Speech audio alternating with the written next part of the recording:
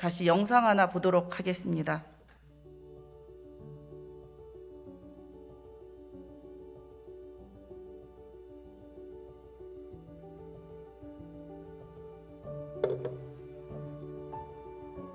오, 네, 소나무. 그 다음에 많이 컸나 보지? 근데 어째 물을 잘 안 줬나? 아무리 소나무가 겨울이라고 이렇다.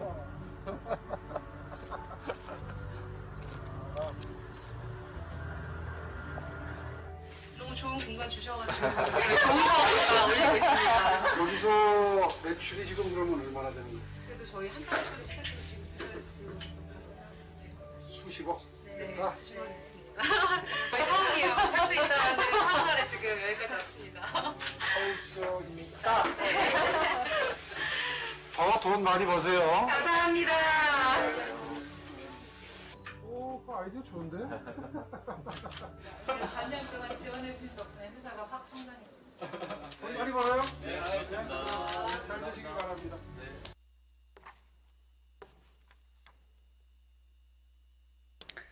네, 시장께서는 다시 발언대 앞으로 나와주시기 바랍니다.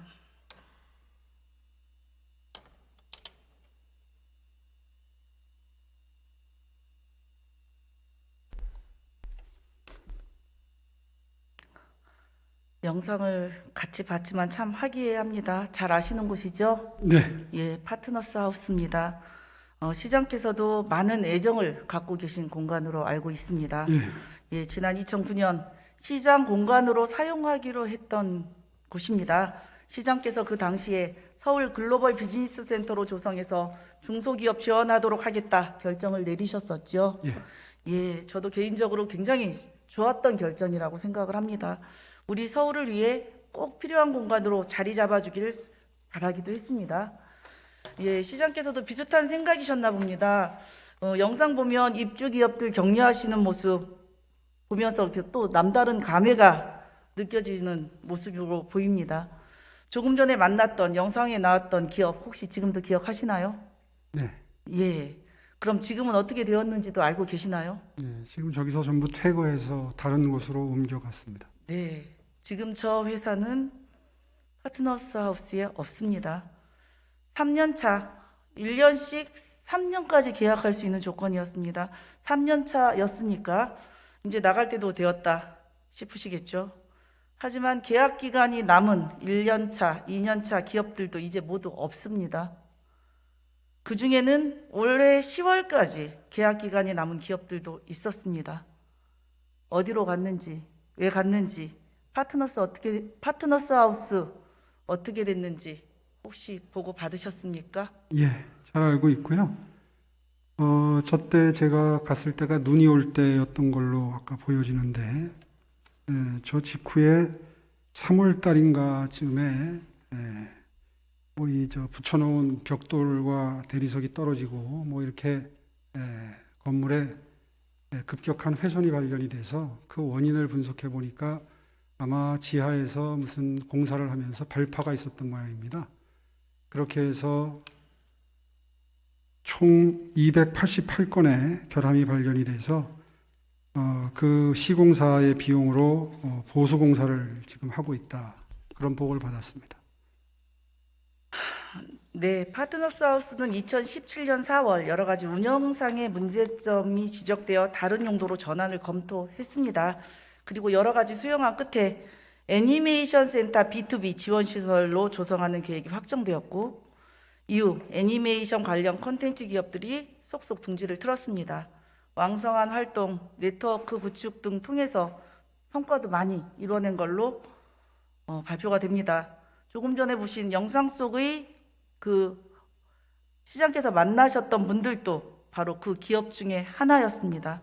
그런데 말씀하신 대로 지난 3월 GTX 공사로 인한 시설 위험성을 이유로 아직 계약 기간이 남아있는 입주 기업들에 대한 퇴거를 종용하기 시작합니다.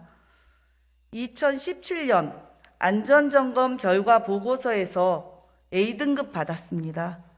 2009년 조성된 이후에 줄곧 시설물 안전등급 A등급을 받던 파트너스 하우스가 GTX 공사라는 외부 요인이 있긴 했지만 불과 4, 5년 만에 입주 기업들을 모두 내보내야 할 정도로 위험도가 갑자기 높아졌다. 상식적으로 이해하기 쉽지 않습니다. 시장께 묻겠습니다. GTS 공사는 작년부터 진행되었었습니다. 시장께서 방문하셨던 1월에도 시설 위험해 보였나요? 아니요. 아니죠. 현장에서 따로 시설의 위험성과 관련한 보고 받으셨습니까? 현장에서 대리석이 떨어지고 뭐 그런 걸 몇 개 뭐 보기는 했습니다만은 네. 그게 안전과 관련이 될 수 있을 정도라는 판단은 당시는 못했습니다. 그렇죠. 아까 몇천 건 위험이 하자가 발생했다 하는 게 대부분 그 정도 수준입니다. 물론 안전은 수십 번 강조해도 모자라지 않습니다. 하지만 전문가 이야기에 따르면 시설물의 위험성이 우려돼서 안전 점검을 하더라도 표본을 뽑아서 샘플링 조사를 하는 것이 일반적이라고 합니다. 이렇게 입주한 기업을 다 나가게 하고 전체를 안전검사하는 것이 아주 이례적인 경우라고 합니다. 다 몰아내야 했을까요? 그렇게 위험했을까요? 제가 지금 갖고 있는 자료로는 미리 다 내보내고 안전 진단을 한 게 아니라요. 22년 3월에 1차적으로 건축 안전 토질 분야 전문가와 안전 점검을 실시해서 지하 2층 기계실에 종방향 균열 등 중대한 시설 결함이 의심되는 현상을 발견하고 전문가들로부터 정밀 안전 진단이 필요하다는 의견을 받았고 그 이후에 22년 5월부터 7월까지 정밀 안전 진단을 추가로 실시했다 이렇게 되어 있습니다. 네, 그래서 실제 안전 진단 결과 어땠는지 혹시 시장께서 보고 받으셨습니까? 정밀 안전 진단 결과 다행히 B등급을 받았는데 임시적으로 입주했던 콘텐츠 기업의 안전을 위해서 이전이라는 조치를 취했다. 네, B등급 나왔습니다. B등급이면 양호 등급입니다. 좋습니다. 기왕에 다행히 생각했던 것보다 안전한 상황이 됐으니 다시 입주 기업들이 돌아올 수 있도록 하면 되었겠죠. 지난해 말 올해 초까지만 해도 파트너스 하우스는 입주 기업들과 잘 협조해서 잘 운영해 나가겠다라는 것이 기본적인 입장이었습니다. 지금도 홈페이지나 다 남아 있습니다. 그런데 안전진단 후 갑자기 예전의 글로벌 비즈니스 센터로 다시 돌아간다고 합니다. 추경 예산을 확보하고 예산을 전용하면서까지 말입니다. 시장께서 지시하셨습니까? 그거는 아마 좀 오해의 소지가 있는 것 같은데요. 의원님은 지금 입주해 있는 그 기업들이 여기에 계속 있는 게 최상의 이용이라는 판단을 하고 계신 아닙니다. 전 존중하는데 최상위라고 생각하지 않습니다. 그 입주 기업들은 25년까지로 한정이 되어 있었고 1년 단위로 계약을 하고 있기 때문에 오래 있었던 기업들이 25년까지 보장되어 있었던 것도 아니라는 것도 알고 있습니다. 하여튼 여기에서의 이용을 보면서 전날 그 장면에서 저는 그런 생각을 좀 했던 건 사실입니다.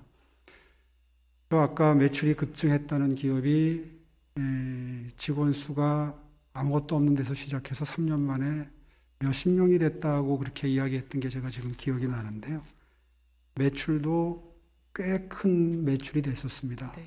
그때 그런 장면을 보면서 사실 저분들께는 이렇게만 얘기하고 왔습니다.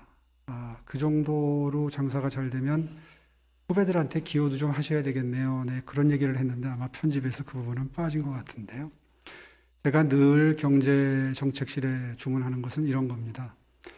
어차피 몇몇 기업들을 샘플로 뽑아서 지원을 하는데 새로 어떤 특정한 영역에 진출하고자 하는 스타트업들이나 기업들은 수백, 수천, 수만 개가 있을 수 있다. 네. 따라서 몇 개의 기업을 잘 키웠다고 해서 그걸로 모든 일을 잘했다고 생각하면은 그거는 다른 시민들이 보기에는 정말 동의할 수 없는 일일 수도 있다.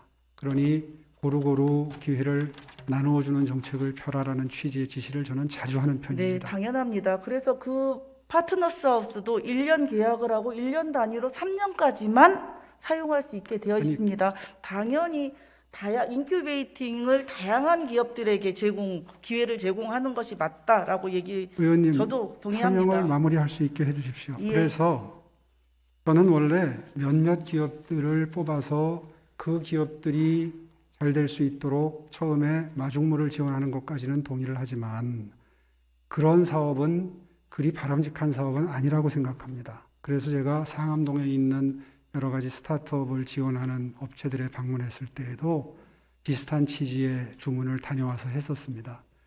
이 공간은 원래 제가 처음에 중소기업들을 위해서 이 공간을 제공할 때의 취지는 한국의 바이어들이 방문했을 때 중소기업들은 아시다시피 신용도나 브랜드가 약하지 않습니까? 서울시의 파트너 기업이라는 이름으로 이곳에서 그 바이어들을 묵게 하고 재우고 그리고 이곳에 또 회의시설이 있거든요. 그런 곳에서 이 바이어들과 제품의 생산이나 판매에 대한 협의를 하는 장소로 쓴다면 그런 것이야말로 골고루 우리 중소기업들에게 기회를 줄 수 있는 그런 지원책이다라는 판단하에 이 공간을 내놨고요. 그렇게 쓰이던 것이 그동안에 지난 10년 동안 전임 시장님 시절에 특정 몇몇 개 스타트업들에게만 기회가 가는 형태로 주어지는 것을 바꿀 필요가 있지 않겠느냐라는 문제의식을 다녀와서 전달을 했고요. 아마 이렇게 일처리가 되는 데에는 그러한 저의 판단도 바탕에 있었지 않나 이렇게 짐작을 합니다. 좋은 취지였음은 저도 인정을 하지만 그 과정이 옳지 않았습니다. 더 얘기하고 싶지만 제게 주어진 시간이 얼마 남지 않았기 때문에 그 부분 일단 넘어가겠습니다. 입주했던 기업들에게 최초 계약서에 특약 들어 있었습니다. 그래서 절차상 하자가 없다. 중간에 쫓아내도 괜찮다. 결국 일부 기업들은 서울에 정착할 곳을 찾지 못하고 지방으로 갔습니다. 계약서상의 특약사항이 실제로 문제가 있는지 이 자리에서 따지지 않겠습니다. 하지만 시장께서 법조인 출신이신 만큼 반드시 체크는 꼭 해보시기 바랍니다. 제 주장이 아니라 시 법률 자문에서 우려를 지적받은 사항입니다. 다만 저는 파트너스 하우스의 갑작스런 활용 변경이 안전을 도구로 삼아 서울시의 정책을 일방적으로 밀어붙인 결과가 아니었나 우려스럽습니다. 이에 대해 답변하시겠습니까? 글쎄요, 안전을 표면적인 빌미로 삼아서 뭘 바꿨다 이런 표현은 조금 과하신 것 같고요. 방금 전에 제가 소상하게 설명드린 것처럼 일을 하는 방법론은 여러 가지가 있을 수 있는데 어떻게 하면 많은 기업들이 골고루 누가 봐도 인정할 수 있는 형태의 혜택과 지원이 주어져서 그것이 몇몇 기업에게 특혜처럼 느껴지지 않는 형태의 지원이 될 수 있는지에 대해서는 의원님과 관계 공무원 그리고 저도 의견을 달리할 수 있습니다. 네, 제가 듣기엔 궁색한 답변입니다. 들어가시죠. 입주했던 기업 중 어떤 곳은 그 기업에서 일하던 누군가는 그곳에서 꿈을 키우고 미래를 설계하며 희망을 이어가고 있었을지 모릅니다. 불과 4-5개월 만에 바뀐 정책에 따라 공간을 내어주고 내쫓기게 될 줄은 꿈에도 몰랐을 겁니다. 제가 자료를 찾아보며 더 기가 막혔던 것은 아까 보셨던 오세훈 TV에서 올려가 있던 그 영상, 그 오세훈 TV에서 그 영상을 올렸던 시점입니다. 입주자들에게 퇴거 안내가 이루어진 것은 올해 3월 24일에서 29일 사이였습니다. 영상 4월 14일에 올라갔습니다. 입주자들이 나는 이제 어디로 가야 하나 고민하고 있을 시점에 저렇게 화기애애한 영상 올린 겁니다. 무릇 한 도시의 정책은 적어도 서울시 정도의 규모를 자랑하는 도시의 정책은 글로벌 5대 도시를 꿈꾼다는 서울의 도시 정책만큼은 계획에 따라 진행돼야 하고 또 그 의미에서는 예측 가능해야 합니다. 파트너스 하우스 사례는 서울시의 정책 신뢰도를 떨어뜨릴 뿐만 아니라 정책 환경 변화에 따라서 얼마든지 안전을 도구화할 수 있다는 나쁜 선례를 남겼습니다.